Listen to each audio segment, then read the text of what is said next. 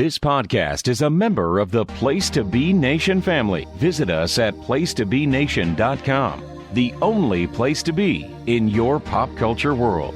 Choose the most unusual matches. Choose the best of the WWF. Choose wrestling's biggest, smallest and strongest. Choose Ricky the Dragon Steamboat, Roddy Piper's greatest hits, and wrestling's bloopers, bleeps and body slams. Choose George the Animal Steel. Choose the Ken Patera story. Choose the life and times of Captain Lou Albano. Choose the Hulkamania series. Choose the Ultimate Warrior. And choose Macho Man Randy Savage and Miss Elizabeth. Choose WWF World Tour, Smack and Whack 'em, and UK Rampages 91, 92 and 93. Choose a journey back in time. Choose Seen Your Video. It's time for everyone to dust off the VCR and plug it back into the television set as we take a trip into the Coliseum home video vault with your host, Rory McNamara.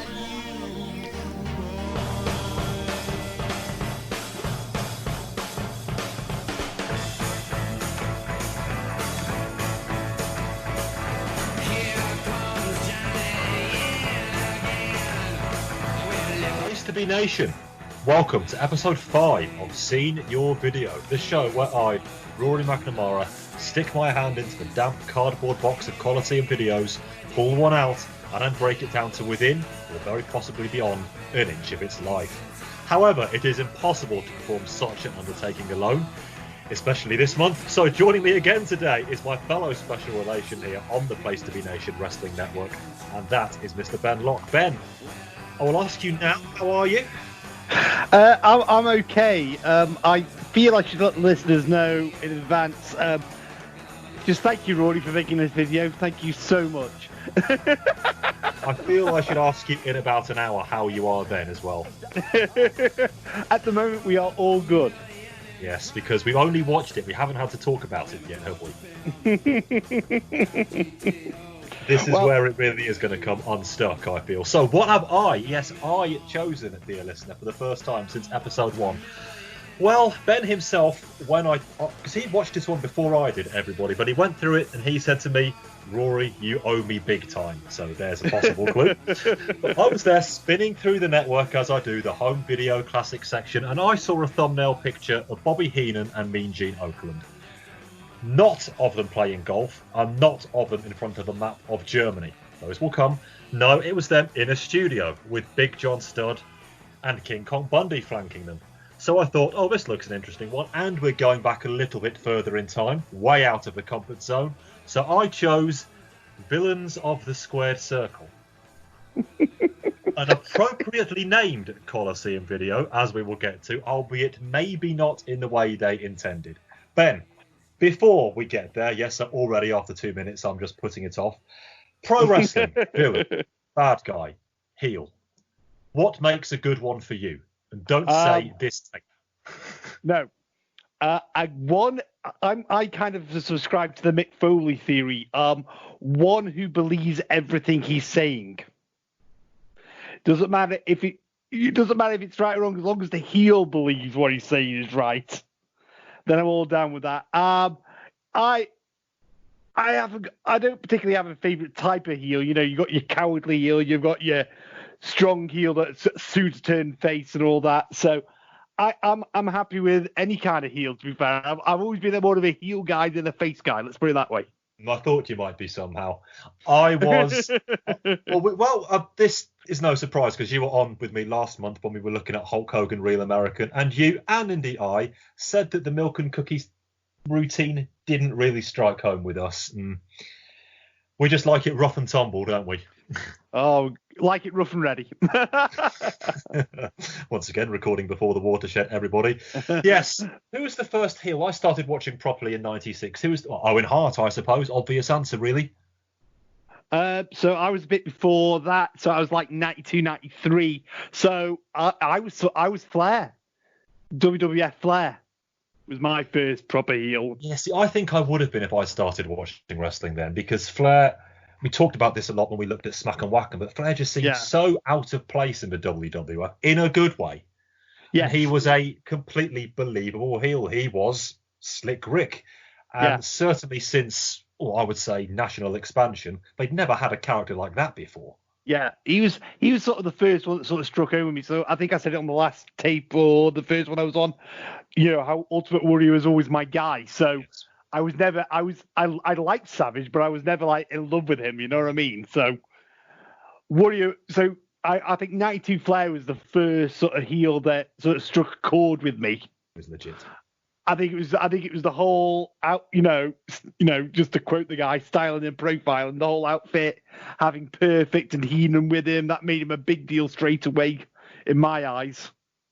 And always wearing the Nature Boy robe, despite, to the best of my knowledge, not being known once as the Nature Boy during his tenure there. And you know what else I think it was as well? Because obviously, like 92, I was like 11 years old, so Flair was quite adult, wasn't he, in the WWF, which was quite cartoony. So having this sort of realistic guy compared to, the alligator man and Paul Skinner. Yeah. And I'm trying to think of some other cartoon people and Repo Man. But you know what I mean? Like, even when they tried to go adult with like people like IRS, why would I care about a tax man? But Flair, was a legitimate athlete. Yeah, that's far too much good stuff now. Let's get to the bads. We talked about good heels. Let's get off on the wrong foot here. We need to get negative. So just crash right into it, shall we? We can talk about heel Ric Flair another day on another podcast. There are many available here on the Place to Be Nation Wrestling Network. It's our job, really our first job, to talk about bad stuff. Now, we do rankings at the end. I don't want to spoil anything, but don't hold your breath at anything above the equivalent of 0 out of 10. Okay. If we weren't marking these out of 10, then you might as well press stop now. But we're going to tell you why we give it the awards we give it best we can. Ben, shall we do it? Let's do it, man. Hello again. I'm Mean Gene Okerlund on behalf of the World Wrestling Federation and Coliseum Video, the producers of the official World Wrestling Federation home video series. Now, in the past, we brought you a number of video cassettes dealing with the very specific aspects of professional wrestling, like the WWF's most unusual matches, bloopers, bleeps, and body slams, a history of the tag team champions, and wrestling's amazing managers. But today, in response to the thousands and thousands of fan requests, we're putting together a program which focuses on, quote, the bad guys, the rule benders and the rule breakers, men who literally stop at nothing to get what they want, and we call it Villains of the Squared Circle. We get a Star Wars style intro to kick us off, and I wonder if that music is dubbed in. It sounds like library music to me, giving us an intro to this pro wrestling thing. We get tons of clips here, including a cut from Dynamite Kid and Tiger Mask to Uncle Elmer, which is a fair transition, no? After a shot of Hulkamania beginning, you know the one, here is Gene from a rather dilapidated event centre who runs through some of the Coliseum videos already released by this point, and yes, I will get to them, before telling us this tape is the result of thousands and thousands of fan requests. The bad guys, the rule breakers, and the rule benders. Gene states that he could not be objective through an hour of pure evil, and having seen this, I don't think I can be either. So, we need some guest hosts, and Bobby Heenan turns up, and King Kong Bundy, and John Studd. The latter tells us he is no villain, just a very aggressive wrestler, and Bundy has not done a questionable thing in his life. Heenan reacts to the W word in the only way he can, then laughs at some of the acts of henosity we are about to see. Look, I've been watching a lot of July 2000 WWF. I'm allowed to say henosity. I so totally am. See, Rory, stop talking about good and laudable stuff. It's the Villains of the Squared Circle video. It sucks. So, this will help. We fast cut to our first match. Jake versus Scott McGee from MSG in 1985, I believe. Jake starts off like a house on fire as we eventually get to hear from our commentary team for this one, Gorilla and Alfred. Backbreaker and elbow to the back, and that sounds like Ernie Ladd. They rabbit on about Rocker for a while as Jake drops a roll-up attempt. He gets suplexed and backdropped and gut-wrenched, and this fellow seems rather spry. We get the international and a 2 count from a leg drop attempt. Scott grabs his leg so the snake can't reach for the snake. An external occipital protuberance from Gorilla. That's the mention we wanted. This tape cannot be a 0 out of 10, whatever else happens. Short arm clothesline puts Jake back on top, and then he blocks an O'Connor roll. And my word, did that DDT come out of nowhere or what? I was not set for that. The 3 count is academic, and here comes the snake. They are all Damien as far as I'm concerned. Well, Gorilla, that's helpful. And you know where the snake ends up. McGee is out of it, and thankfully, he doesn't react in the same way that George Wells would go on to. Damien slithers around for a while as Gorilla suggests he might be after Alfred. He then wraps it around McGee, and why is this segment still going on? I'll repeat that for about 30 more seconds until we do cut to our second match. So, Ben, not too many to talk about on this show, but a complete contest on here from bell to bell. Try to break it's this slim pickings. This could be the only real chance to really get your teeth sucked into a proper match. So tell us about that and the fact that Bobby Heenan was our supposed guest host, but we barely hear from him all night. Well, you know what? He's only the best colour commentator in the history of the business. Why would you want to hear from him? Yeah, the actual match itself, it's fine. It's basic. I would imagine that it's either first or second on the bill at MSG to get the crowd warmed up. Damien's a big boy, isn't he? He's not messing around with that snake. Oh, but no, it was a really good match. Really happy to see the short arm clothesline. That might be my favourite setup for a finishing move. Just thinking out loud. There's not too many others I can think of that I love more than the short arm clothesline. And the DDT was a beast, of course. DDT was a killer, wasn't it? He fucking nailed that thing. Yeah. McGee just went splat on that one. That's one of the best things about that Jake DVD is when he actually reveals the DDT came out just because I slipped over. It's just one of the greatest moves. And now it's become a transitional move. In fact, barely even that. Yeah. Just when he hits the DDT, you know it's over. I mean, I typed up the finish before the 3 count was even administered, and I was very happy with that. I wasn't going to be proved wrong. This match was actually okay, so we really should fill our boots on this one best we can. Yeah. I don't know what ever really happened to Scott McGee. He looked a bit mid-80s production line, but I thought he held his own in this one. I'm right in thinking he was around for a couple of years, wasn't he? Very possibly.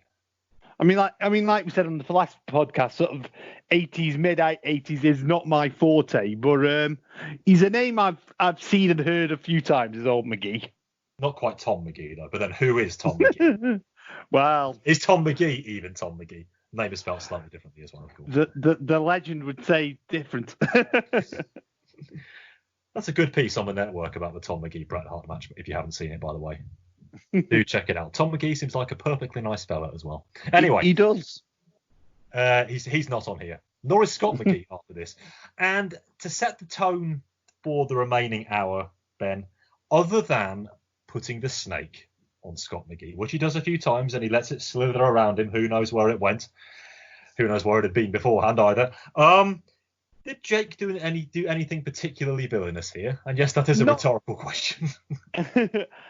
Not really. No. I mean, we'll go into it in lots more detail, but they could have done, even for 1986, they could have done so much more with this tape. That's, again, spoiler alert. It doesn't really adhere to its title very much. It's a bit of a hodgepodge compilation, really. It's you know, the cynic in me would say it's a money grabbing concept, but that's just a cynic in me coming out. Well, they got $9.99 out of me for it. Wow. 34 years after the fact. Wait, you were getting the network just for this. I signed up for the network on the very first day it became available here in the UK in January 2015. All the content, all the pay-per-views. Yeah, but they didn't have Villains of the Squared Circle on there. I was my finger was hovering over the unsubscribe button, and then they hauled me back in 2 years ago. When your first pay-per-view is Royal Rumble 2015, and you're still around 5 years later, you can put up with something like this for a bit. Royal Rumble 2015 is a decent tie into this tape quality-wise, but it did have a great three-way match, though. Yeah. That was excellent. Stop it, Ben. Stop bringing up excellent stuff. I've done it twice. Don't do it. Sorry. Got to be in the mood for this sort of thing. We need to bury this fucker. No sympathy. Okay. Nobody else is ever going to watch it ever again. Wipe those tears away. Scowl. Come on, Ben Locke angry face. I know you can do it. I've seen it. Maybe unintentionally, but I've seen it. You can do it. Angry Ben does make an appearance every now and again. Oh, yes. And I hope he appears here because our second match, we go to the Shea Stadium show from 1980, which is a decent coup for this tape, I must say, for Pat Patterson versus Tor Kamata. A bit of podcast gimmick infringement here, Ben. What's your favourite Tor Kamata match? This one. I love you for that. We join in progress with Gorilla giving us a voiceover commentary. Okay, Ben, quiz question. What is the proper name in the biz for that sort of commentary where you do a voiceover not in the arena? You do it afterwards in post-production. What is the proper name for that for 5 points? I don't know. I want to say it's something like an overdub or something like that. It is an overdub, but there is a proper biz name for it. Go on, give me the proper biz name. It's called an off-tube. Oh. Off-tube. There you are. But you still beat me in body pressure luck, though, so... I'm going to keep chipping away. Informative and educational, this show. Every day is a school day. Gorilla gives us an off-tube commentary, where they sadly did not go back and redo this comment, where Tor Kamata literally did a Pearl Harbor job on Pat Patterson. There's more. Pat still has his ring jacket on, then takes a kick from the big Jap with the martial arts. He misses a splash. Now up goes Pat for bombs away. Close but no cigar. We learn that Tor is, of course, a very devious individual. Oh my God. We just need inscrutable for the full set.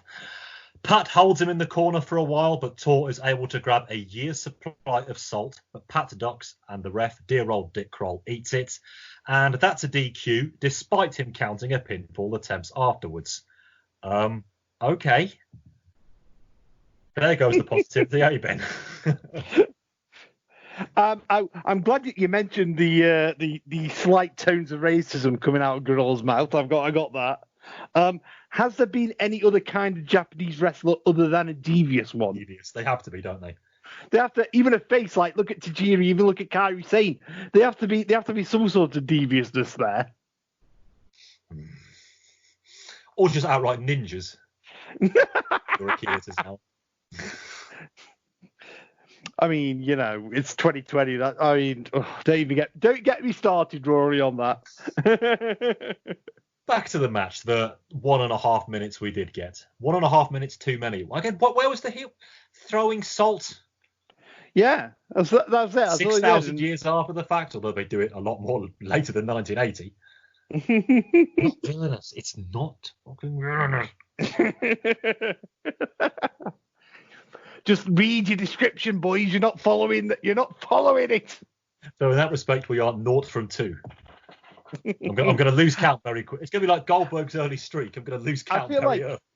I feel like we're almost going to be like, like those old Scott Keith Coliseum reviews. We're going to be like 0 from 11 in a bit. This is where we go. It's like nothing to talk about that match whatsoever. Although, maybe I'd like to check out the whole Shea Stadium show one day. I would like to, because I've obviously seen bits and pieces of it, but I've never seen the full thing. Make a note for special relations, Mr. Locke. Make a note. I'm sure it's out there.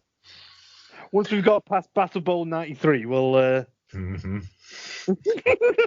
I ever mention that now? Now we go back even further to 1973, where Pedro Morales is world champion. He is defending against the master of the foreign object, JT's favourite and mine, George Steele.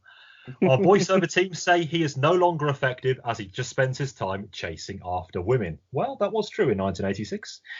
Then we cut to our original commentator, one Vincent Kennedy McMahon. Steele has some sort of foreign object, but he grinds into Pedro's face, then just hangs about in the corner for a very, very long time. Pedro meets him with punches that rock the MSG crowd, it must be said. As is customary for this era, I believe, Vince doesn't actually say very much on commentary.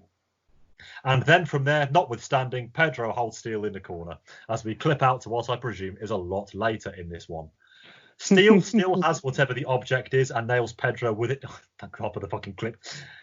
Seeing the picture in this one, object nailing Pedro, walking around the corner for ages. Then a forehead ram to the turnbuckle. And another, and another. Why is the ref dressed like an accountant, I ask.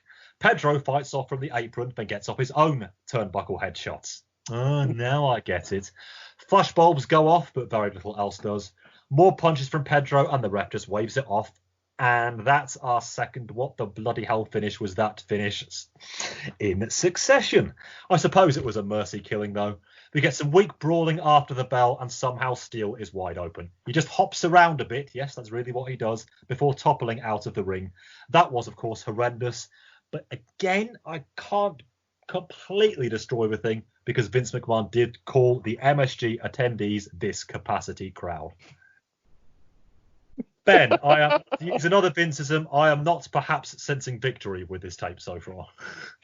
No, but I'm very pleased that you managed to get it from there in. Notwithstanding. You didn't get a what a maneuver, but you pretty much hit the rest of the Vince bingo, which I'm really happy about. So if the mid 1980s isn't my forte, then 73, 74 certainly isn't. It was dull, it was plodding, it was boring. Steele even then was terrible.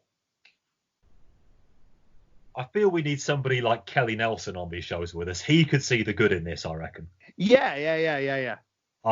This ain't my jar of ale, I have to say. Yeah, this isn't my jam and all that. It's got plenty of microbes on the top where the head should be. I just can't with this sort of thing, quite frankly. Pedro was champion, very popular with MSG, which, considering who the other champion was around this time, but long before and after, I get it.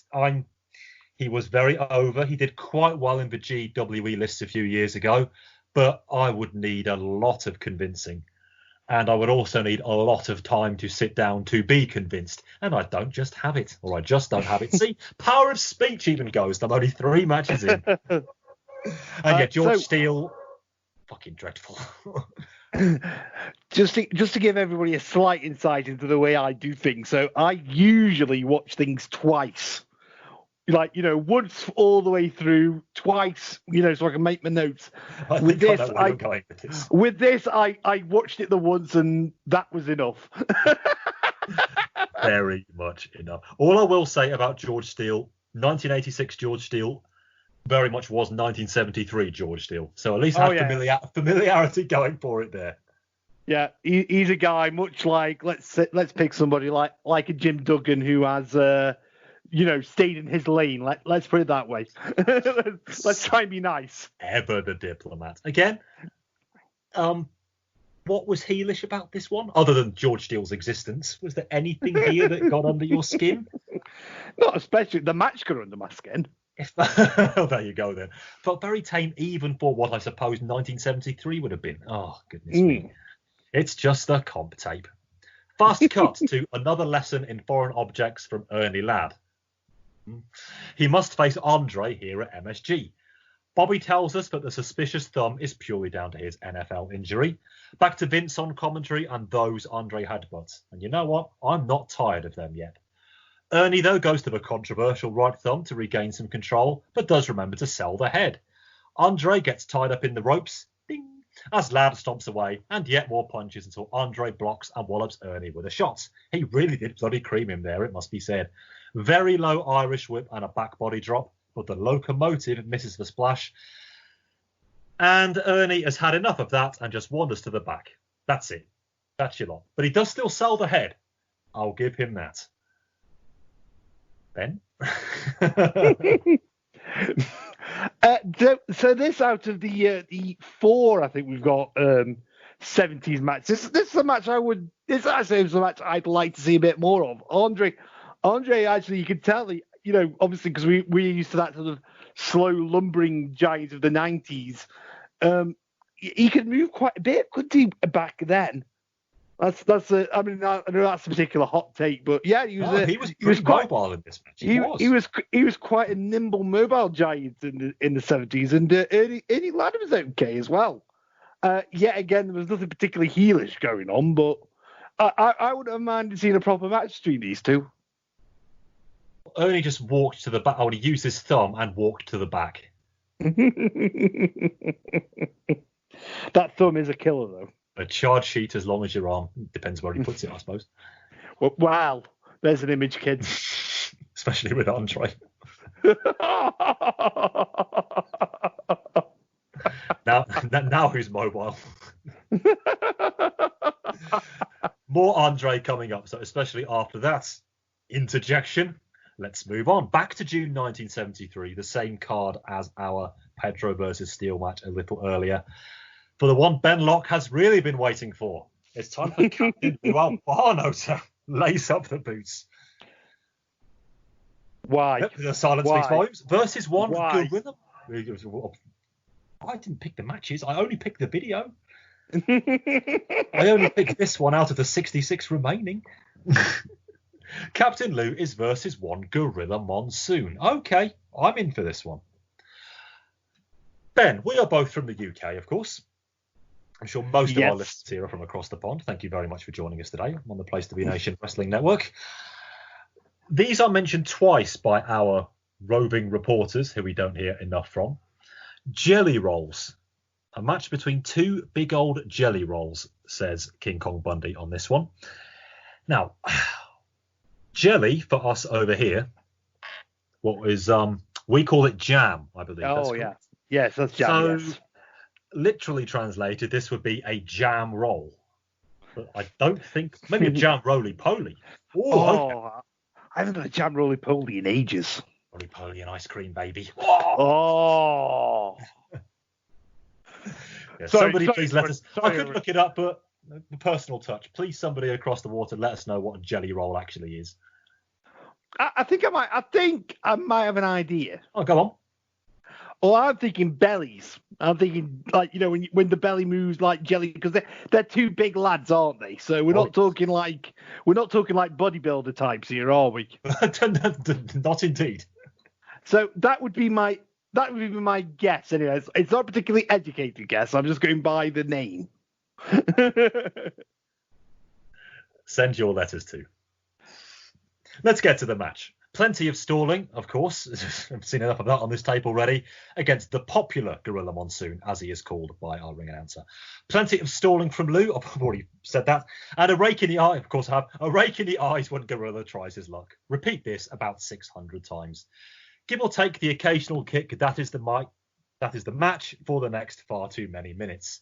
There's a nice future echo when Gorilla himself does an eye rake, and Vince on commentary says turnabout is fair play. Make a note.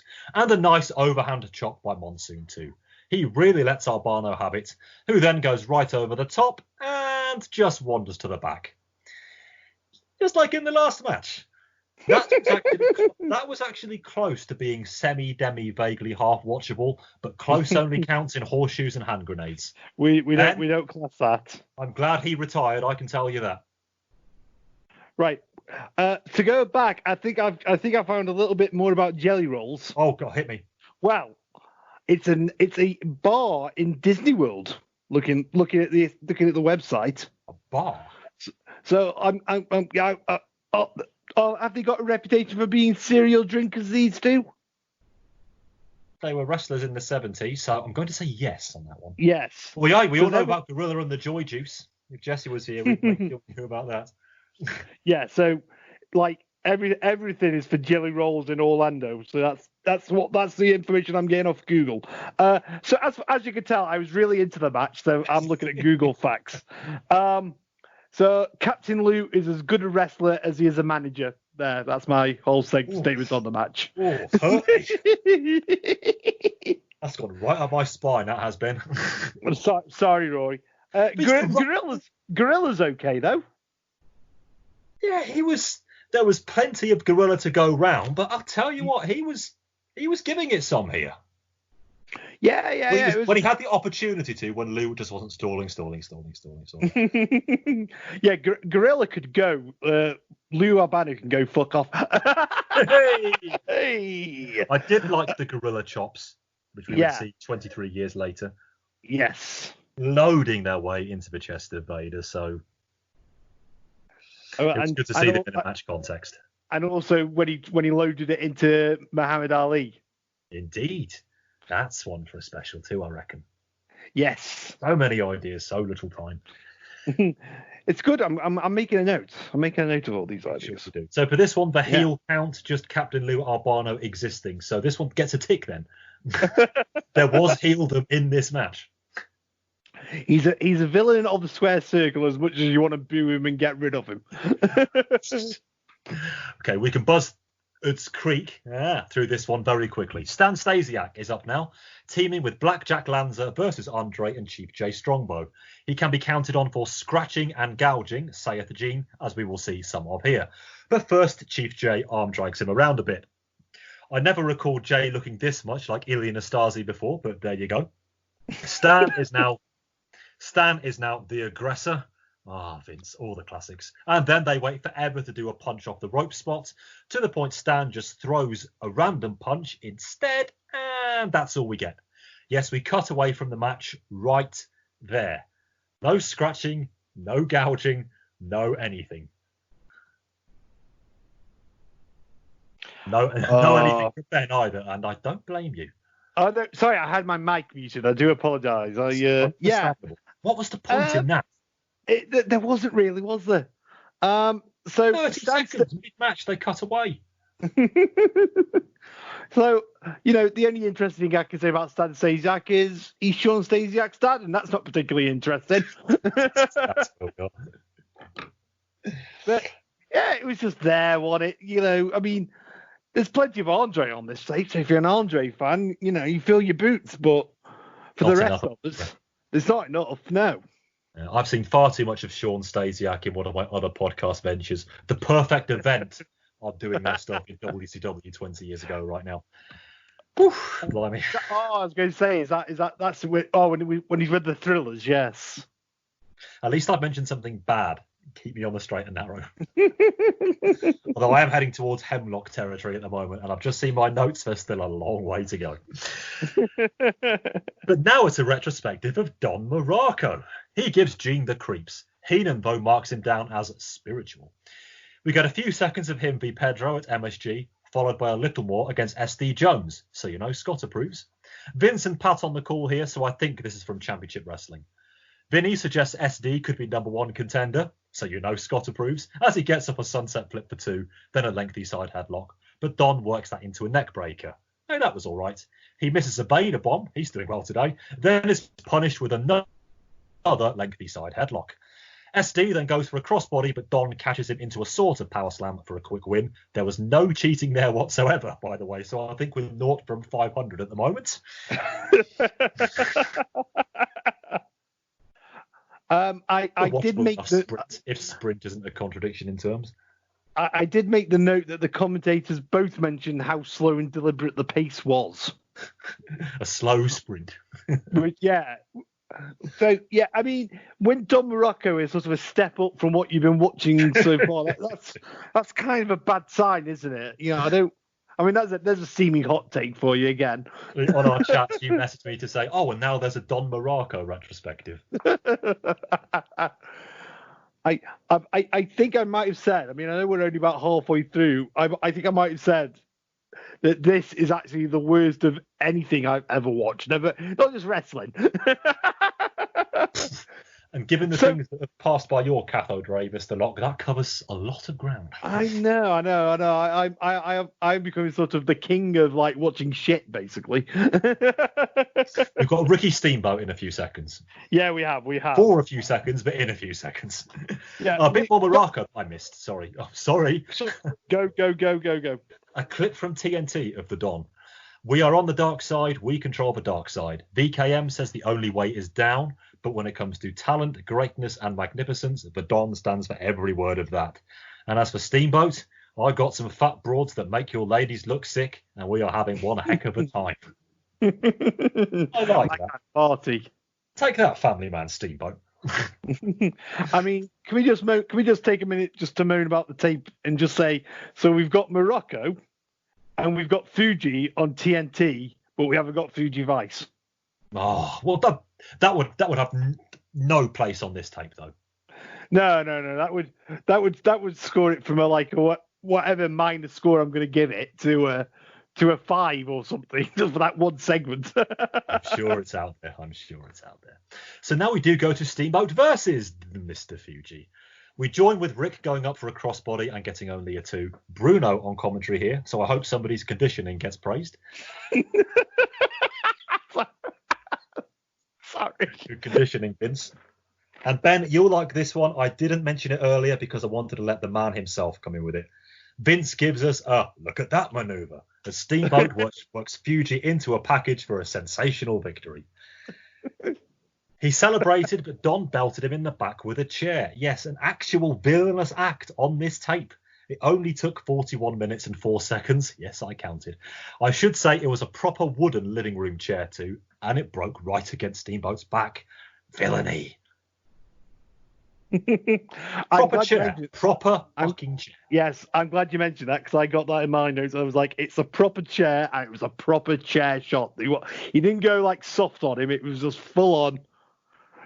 Because obviously the way, I mean, where I don't know where it was set, that show, but there was no like ramp way, there was no entrance way. He literally came from the changing room, didn't he? And then just came out and just whacked him. It was a hell of a shot. Yeah, it was. It's the best thing so far. The sort of thing I would expect from a bad guy, rule breaker, and rule bender. Sadly, it's in very short supply on this tape. But we do get somebody who's a dab hand at that sort of thing, as he would show in 1991 with wooden chairs as well. And that is Rowdy Roddy Piper. Now, I will in the future have other opportunities to talk about the Rowdy one.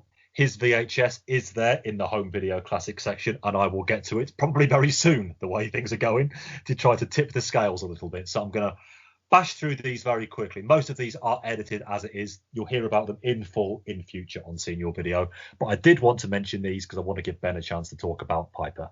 So we get a bit of Piper snooker. We get dear old Frankie Williams getting it. Columbus, Ohio. We get Captain Lou being made mincemeat out of, so Ben must have liked that one, despite being told to buzz off. Where should Akora and Piper? And a backstage scrap with Mr. T. Plenty of clips from him in the ring, as the heels in the studio rightly call him a hero. Then we get some clips from a match against Snooker, refereed by Lou Thez. Piper uses his belt to beat on his adversary and to choke him. We don't see the end, though, as we switch to a little bit of him teaming with Bob Orton versus Snooker and Tonga Kid. And that's our lot. Then this left me wanting more. Luckily, I know I'm going to get it in the future, but I'm going to let you fill your boots on, Piper. You might not get another chance. Probably because you'll never want to speak to me again after we do finish this show. Yes, you do owe me big first. I'm going to keep saying that to you. It's been nice knowing you. It's been nice knowing you. It's been a good 9 months. But no, Piper's fantastic. Bow out now. The floor is yours. Make it good. Piper's fantastic. If like I've said it before, with me being a sort of child of the 90s, the Piper we got to see was sort of the baby face who took no shit. This was sort of the heel, like I said before, this is like the tough heel, isn't it? He does the heelish acts, but he can back it up, and that's what I love about it. And like I say, he gets all the big hits in here. The coconut shot, the TNT performance. What's the other? I can't even remember the line. I'll grab that. And that's it. Yeah, just when you think you know the answers, I change the questions. You get it all, but it's only in clip form. Like as long as Roddy was describing it, is as long as it's on this tape. It's about 2 minutes, and that's being generous. That's all we get. Yeah. Yeah. But it's great because it does hit the sort of big points of Piper's verbal attacks and verbal assaults on people. But like I say, he can go in the ring as well. He is one of the greatest heels of all time, I think. I'm glad he got a moment, and I do mean a moment to shine on this tape, but he will be dealt with elsewhere on the senior video. Exactly. I think there is one, isn't there, out there? There is. Gene actually even mentions it when he's leading into this segment. And the very first thing I did, I paused, went back to Home Video Classics, scroll, and there it was. So, so more on Piper on a future episode, but just to say, saves it for being a complete washout for the 1 hour 10 minutes we get here. Yeah, 2 minutes and then what's coming next sort of save this tape from being an absolute dud. Well, you say that, but next up Okay. is indeed Randy Savage versus Tito Santana for the latter's IC title. My notes say, and do we ever need this right now? My next line, so of course we only get the bloody finish, thanks a fucking bunch. The next yeah, we just get the famous finish, not the match. It's on the Savage set. Well, it's on the Savage DVD set, of course. The one presented by Matt Stryker and who's it? Matt Stryker and Maria, isn't it? yes, Maria. I want to sing Melina for some reason. It might just well have been. Yeah. The 2008 version of Savage and Liz, of course. You can't even see the join, can you? But that match is on there, I believe, and it is on the Macho Madness, I think is the name of the tape. Anyway, I'll get to it. But we only get the finish here, so bollocks. But some good stuff to talk about. I do like that, A, Savage actually misses with the steel shot before he gets suplexed back in. B, the huge pop when the 3 count goes down. Nicely played, Boston. And C, the quick roll out of the ring of the weapon out of the ref's sight. Ben, we only get the finish, so we can only talk about the finish, but that pop was good to hear, wasn't it? Yeah, that Boston crowd, they knew what side their bread was buttered on. God bless them. I love me some Tito, but come on, 1986 Randy Savage. It was a bit of a change. It was a bit of a changing of the guard match, wasn't it? That sort of, that sort of great, sort of that technical wrestling side of things. Hulkamania sort of ushered that out the main event scene. This was ushering it out of the mid card for a bit until everybody realised that Savage could also go in the ring. Oh, good to see Savage. They could have done a segment on him at this point, could they not? Yeah. Because he was IC champion when the tape was released. It would be the opportunity to do so. They had a year's worth of clips they could have used. It's a big issue I have with the tape in general. It's a good idea for a tape, but the execution is all wrong. It is. Like, clip the 70s stuff, and then you could, you don't have to go, tally-ho on Savage and Pipe because they're going to get their own sets, but you could give them, say, 5 minutes. You can, but we need to fill in. We've only got an hour and 10 minutes. We need to use the time for a full match we're about to get now, unedited. Iron Sheik versus third-rate Slaughter knockoff Corporal Kirshner. Great value, Sergeant Slaughter. Savage just in the corner, mate. Lucky you've had 30 seconds. Let the real stars from 1986 come through.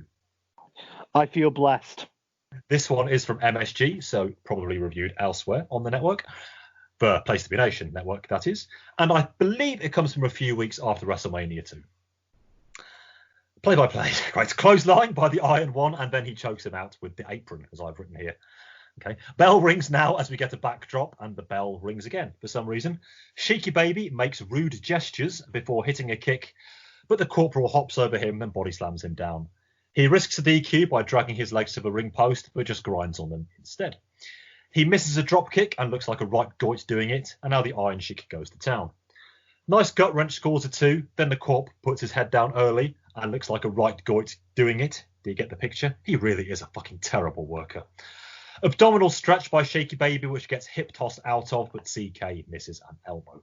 Sunset flip gets a 1 count only, but his feet are all over the shop, and even the commentary team get on his case there. We go outside, and Volkov goes after the Corp with the cane, and the ref didn't see it, so he counts instead, and the Iron Sheik wins by count out. They then do a number on the Corporal, but he levels up the odds with a chair.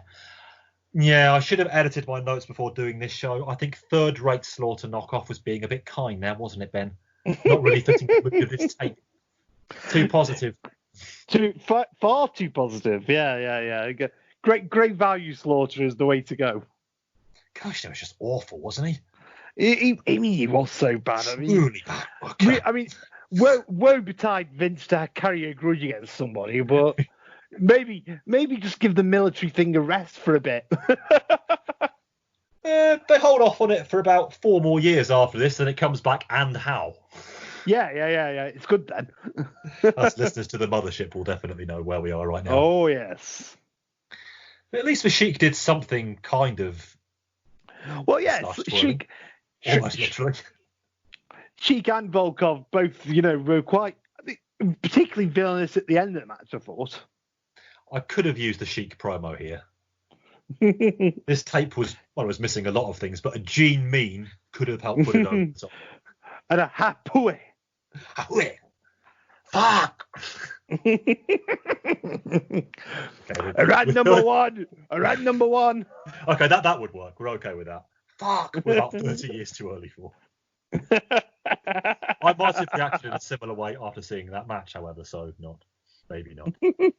So now it's Manager of the Year time, and we cut to this one rather awkwardly. Bobby is the winner, but Hillbilly Jim hasn't yet cast his vote. Oh no, Hillbilly Jim hasn't cast his vote.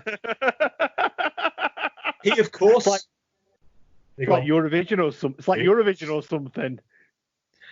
Null point. Hillbilly Jim gets on his Ben Locke by picking Captain Lou as Manager of the Year. It's nothing you wouldn't have done. Heenan takes umbrage to this, and rightly so. You've already given him the trophy. Voting's over. The shutters have come down on his fingers. Heenan entirely correctly nails Jim with the trophy, then Studd and Bundy do the rest of the dirty work for him, including an assisted splash. I've got a soft spot for Hillbilly Jim, but he was in the wrong here. Wrong place, wrong time, wrong attitude, wrong question. Don't go messing with the democracy. That's the best I can do in the time. Bobby doing a number on the big fat sweaty sloppy pig is, that is a point right there, I would say. I'm glad you mentioned the assisted splash because I got that on my notes. That was a great. Bobby just puts everything into that assisted splash. It's like watching one of them guys in like the bobsleigh when they're running down the track. the way he pushes off Bundy. And you said at the top of the show the heel has to believe he's right. Here, Bobby fucking was right. Yeah, What's the award? Bobby knows he's right. Bobby knows he's in the right. That going back to what we said last month as well about Hogan. That's one of the reasons I didn't like Hogan as well, because he was always wrong. Always wrong. Well, not always. Well, all right. Always wrong is a bit of a generalisation, but you know what I mean. He's been wrong since 2007. I think that's fair to say. Yes. But but like you say, like Bobby believed he was right. Bundy and Studd believed they were right, and this was genuinely villainous, and actually was one of the very few things on this tape I actually enjoyed. Lou Albano is always wrong. Yes. I don't care when he's Super Marioing it up. I don't care when he's talking about the realities of the business. He's always wrong. Yeah. Oh, even when he's right, he's wrong. Even when he's right, he's wrong. I am right in saying there are only 3 segments left. Bloody hell. We've done it nearly. You haven't started building the Rory-sized voodoo doll yet. Well, I believe you have. I don't believe you have. Yeah, I do believe you have. It's a good thing you're not on video, chat. We'll talk about that at the end. I'm sure we will. What have we got next up? It's Big John Studd versus Andre again. This is not the WrestleMania 1 match. This one comes from Maple Leaf Gardens, interestingly. We join with a Studd elbow and Heenan bringing in a pair of scissors. Andre manages to block them this time and bites away on Studd. Bobby takes a shot and, of course, sells it brilliantly. Big John gets slammed and now Andre has the scissors. Bundy, though, stops it and Andre eats no fewer than 3 splashes. Various low-end faces, including Cousin Jr., then see the bad guys off. Andre wins by DQ, and a shout-out to the guy in the crowd wearing a Spain 1982 World Cup T-shirt. Did you notice that? I did. Yeah, I thought you might. The match. Odd placement on this tape, given with what we get later. Andre's got very short hair here. Yeah, I'm glad you mentioned that. We'll pick up on that in a bit. So I'm glad you did mention that the place taping was a bit out of sync. But nice angle here, I thought. Nice enough. Yeah. It was a good it was like we're saying until about sort of 87, 88 when he slowed down a bit. Andre, could go and kept up his end of the bargain. I thought. It was fine. One of those where joining it late probably helped the viewing experience. Yeah. But the splashes at the end, I felt them. Yeah, we got, they can't have all the fun on the mothership. We got ourselves a bit of cousinship. Well, it was definitely one of those I felt where it was better to get sort of 2 minutes of action and then the finish, because I get the feeling this would have been about 10 minutes in real life. This is another problem with the tape. If they had just shown more angles like this, because they were out there at this time. Definitely. I think it would have improved. And they learned their lesson too late, because our penultimate segment is Bundy versus Hogan from Saturday night's main event. Should be very familiar to all of you. Morocco holds Hulkster down as King Kong Bundy gives him the avalanche 3 times and says, "There's your champion." Splashes are then hit for bad measure. A very simple angle, Ben, but this is one we talk about 34 years on for good reason. Exactly. It's one of those sort of you can almost shut your eyes and just you memorized it because it was that good. More great assisted splashes by both Morocco and Heenan. Everybody in there was doing their all and giving it, and it's just tremendous. It's great. Really great angle. Made Bundy a worthy contender, just like that. Yeah. You know what? I'm going to say it. I don't mind their WrestleMania 2 match. I think it's all right. No, I don't. It's passable. It's what you going to say about 1.5, 2 stars? I'd say that's about fair. Yeah. It'll do. It's because it's not great and there's a big pile of shite beforehand that I'm not making a case for much of WrestleMania 2. Everybody, don't worry. I haven't put one at a time. We haven't gone that crazy, guys. Don't worry. Easily a bottom 5 Mania, but that main event, it's okay. That's another opinion for another pod or another call. Most definitely. So let's close out. Yes, let's close out with Andre and SD versus Stud and Ken Patera. Our villainous heroes take great pleasure in seeing this again. Stud calls him Andrea, and he says that Patera is currently not with us, which is a very diplomatic way to put it. I'm reminded I'm going to have to do the Ken Patera story VHS at some point. What have I done? I will be saying no to that one. Might have no choice. Everybody else has already said no to it. I might well be flying solo on that one. We cut straight to the Giant getting a beating, and he has a lot more hair than earlier. Yes, this is the haircut angle where Andrea's raped him his dignity. This is where they should show stuff in the right fucking order. Stud then waves Andre's hair at the camera as we close, and the heels just do their stuff on poor old Andre. I still think this one holds up, but you know what, Ben? Not just in the wrong order. I think they should have started the tape with this. Instead, we really do end as very quickly afterwards as Vince gets in, raped him his dignity. Once more, do the credits roll. Yeah, I mean, not only is it in the wrong order, but it's dealing with a match stipulation where that is very obvious as well. Sometimes you can get away with putting things in the wrong order. Not in a hair match, not with hair involved. You can't. He goes from having the big Andre early 80s fro to his WrestleMania 3 haircut, and it's like, what? No. Oh no, sorry, the other way around. It's like the WrestleMania 3 haircut to the fro. It's like, yes. That's not going to grow back that quickly. I could have tried to superimpose a fro on him for the previous match, but I'm not sure that the boys in the back had the abilities to make that look convincing in 1986. I don't think special effects have got that far yet. We're in 2020 and they can't really do a CGI eyeball either, so... Yeah, we're doing all this moaning now. We're only days removed from an eye match. Wait till we look at that one again on the Villains of the Squared Circle 2, whatever we're watching our things on in 2054. WWE the Corona months. And you're going to be around for that. Again, everyone else has already said no to that. Damn it. Very comfortable. Yeah. Another very famous angle here, and famous for good reason. Andre sells it so well. And as much as I bagged on Vince there for raping his dignity, A, I've said it 3 times, and B, he and Andre sell this. He's only having a haircut, for goodness sake. I mean, let's face it, a month ago, we're champing at the bit all to get haircuts.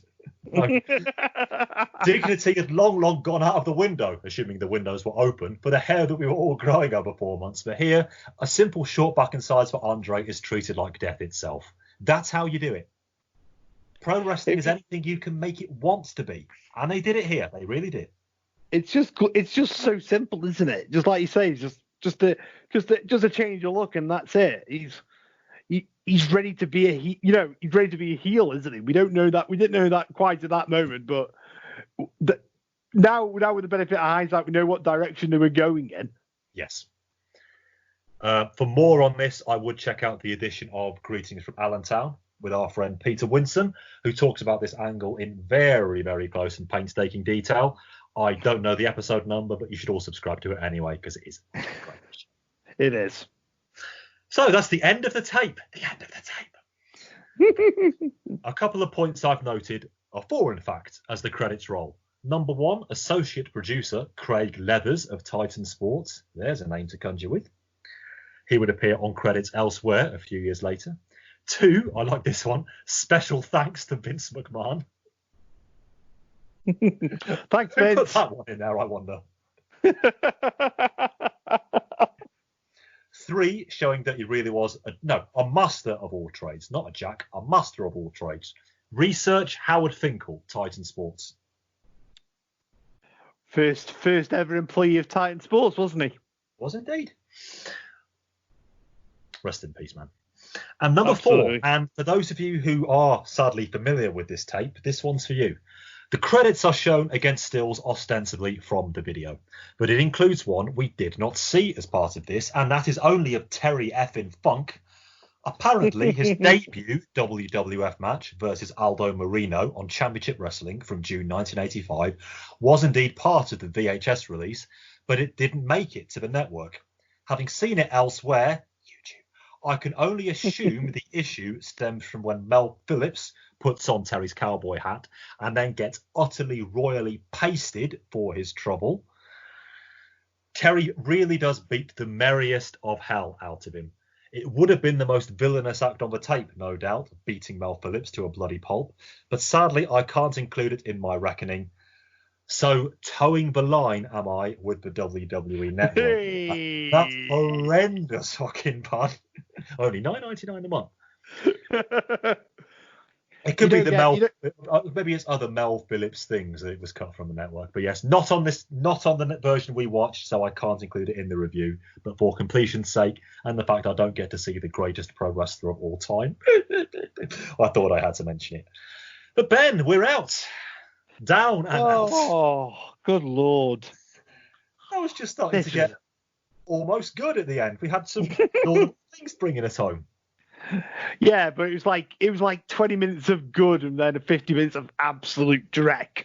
Very much after a very bad Lord Mayor's show. But as is customary on these programs, we must do the awards, if that's the right word. So then this one's really going to tax you. What is our rewind for Villains of the Squared Circle? Our best, B-E-S-T, best match or segment? Okay, so there's no match. I can quite categorically say that. I will go for best segment. I will go with the Heenan family Albano manager of the year situation. I thought you might. Any personal attachment to that one, maybe? I just don't think very much of one of the people in there. And I really like one of the other people in it. I did go for Bundy Hogan, an obvious choice, but what else did I have to really go for on this tape? It set up a WrestleMania main event. Good pick. And made a giant egg look like a legitimate challenger. And we just got a minute of it on the tape. That's all it was. And I suppose I could pick all of the Piper stuff, but there wasn't enough of it. I really want to test myself by picking the best and worst of Roddy Piper when I get to that tape. Speaking of worst, Ben, what would be your one fast forward moment? The worst match or segment? Albano versus Monsoon. I agree with you. Yeah. There's an awful lot of rubbish on this tape, but that is like the worst of it. There was some shite on here, as we like to say, on this side of the pond, but it was kept short or it was edited. There we had the whole thing from start to finish. Of all the matches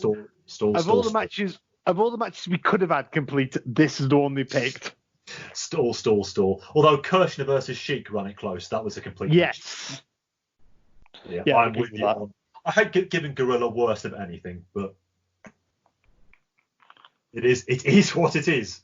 And it was Captain Lou Albano. Your pause moment, the most striking visual of the tape.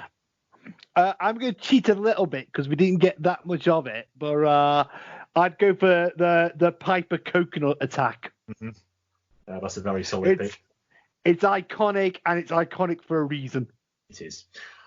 I went for Andre selling his haircut so freaking well.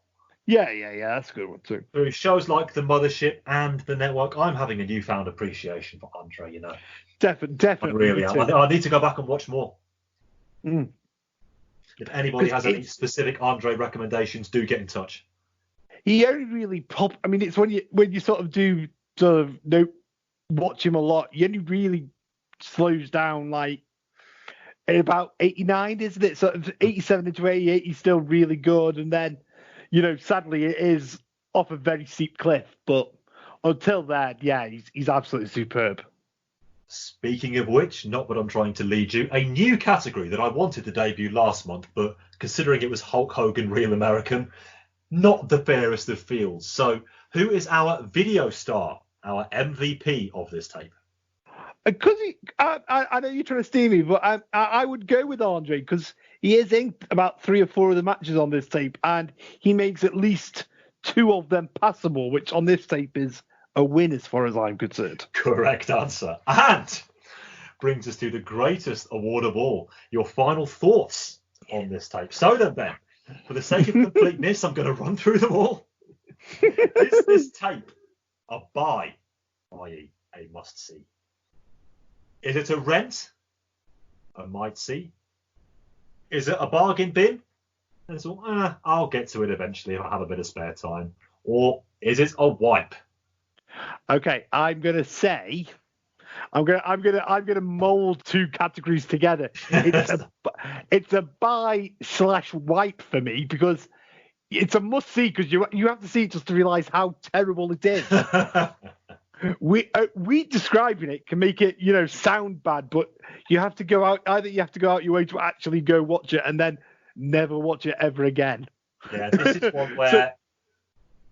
We can moan as much as we want in the modern day in 2020 about Dolph Ziggler being in main events, but until you've watched this tape, kids, you don't know bad wrestling. This is one where we suffer, so you do have to, dear listener. Just check it out. Mercifully, it's fairly short. It's only 1 hour and 10 on the network with the Terry Funk match cut out. Yeah, still very much a hard wipe from me. The first one I've given on our 5th show. I hope it's not something I need to dish out too often over the course of the next 6.5 years. But this one is the gold standard of bad tapes.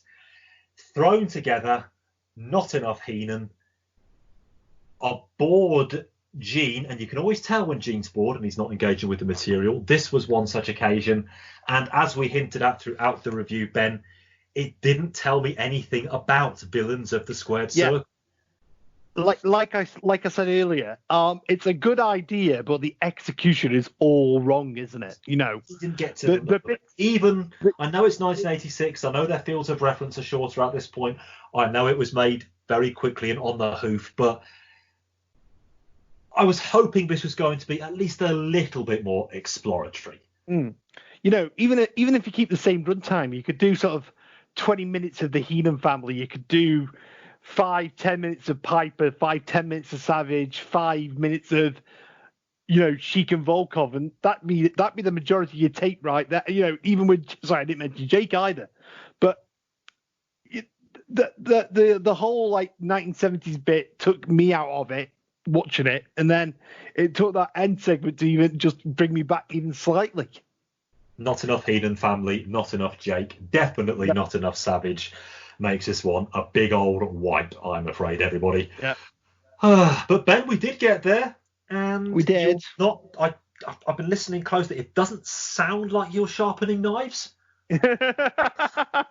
I will forgive you, but you owe me. You owe me big. Battle Bowl 93 might not be enough to cover my debt to you after this one. To be fair with Battle Bowl 93, that is our Scottish colleagues' pay-per-view of choice.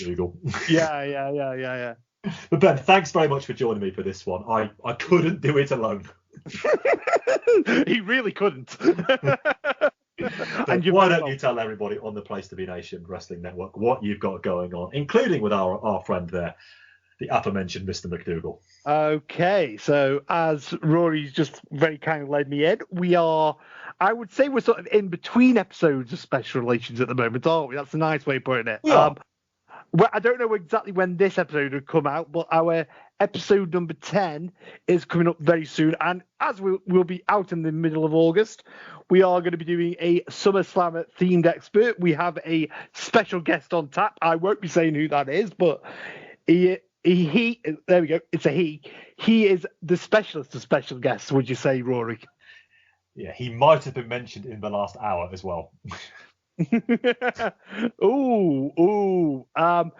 well as that, episode number 3 of the Chicken Salad will be out by the time you've heard this. SummerSlam 1993 was the show that we reviewed. It's not terrible. I didn't think it was terrible at the time. I don't think it's terrible in 2020. I don't know why Logan picked it, but I was actually quite glad because, like I say, it was an all right watch. Especially as now you know what terrible really is. Exactly. As for the episode itself, it does contain possibly the greatest impression in Place to Be Nation history. That's all I'm going with at the moment. But when you hear it, even for wrestling fans, it's very meta. But yeah, so it's a really fun episode. It's probably the best one we've done. I know we've only done 3. It's a very small sample size, but best one we've done. Impact Zone is still going on. That's Logan and Jacob. I'm there on every other episode. So the one that's out at the moment will be not one of mine, but it's with Sean and Lewis reviewing pay-per-view number 101. And I want to say it's Impact number 4. But yeah, it's a really good listen. We don't try and sugarcoat TNA at all by saying it's the best. It's a bit like this, if something's terrible, guess what? We're going to tell you. I've also done a couple of things on the Pop feed. I was very lucky to be on Laughing Theatre with Andy Atherton, where we watched Old School, and I've also done a piece of the action with Matt Souza, where we watched Speed. Both films hold up greatly, which I'm very pleased to say. And so, yeah, that's all the shows. You can reach me on Twitter at BenL1981. The Special Relations have their own Twitter feed. That is at PTBN Special Rel 1. I hope I've got that right. That's the boy. I set it up, and I'm the one who can't remember it. That's quite worrying. And that's me done. I think that's everything. Are you sure that's everything, Ben? Well, I've done a bit of a Sean Kidd this last month, and sort of perennially guest starred on anything that anybody will have me on. A finger in every pie, I think, is the something like that. Yes, Special Relations, do watch out for episode 10. Episode 10 already. God, I know. Where does it go? Probably dropping. Well, we know the date. That one's dropping on the 22nd of August. We've already been told it's going to be then. Not going to step out the line on that one. That's why I said it was in between episodes. So I'm not quite sure when this will be out. But obviously, episode 9 was the wedding episode. Is married life treating you well, my friend? It is. I made sure to watch Villains of the Squared Circle Far From Her Gaze. Even at this early stage, I want to watch my step. I don't want any comebacks. Let's say that then. Yeah. Rory is still happily married, or so she says. Well, we're going away to Stratford next weekend as we record this for our month anniversary. Going to Shakespeare's birthplace as well. Very nice. Very nice indeed. Booked this very day, so just got to keep her sweet for 7 more days. She won't even hear when I edit this show. I don't want her to hear Villains of the Squared Circle exists And Yeah. I've spent 70 minutes of my married life watching it, and a further 70 talking about it. Yeah, I'll be I like, wanted to it'd think be I've like got my priorities in life right. 2.5 hours you are never getting back, my friend. just think how else I could be spending those two. Oh no, that's okay. That's too much information. Yeah. Yes, married life treats me very well. Thank you, Ben. We're very happy in it. So that was the last episode. The future episode is going to be out on the 22nd, and yeah, it's going to be great. Of course it will be. With the preparation we do for our shows, for pleasure.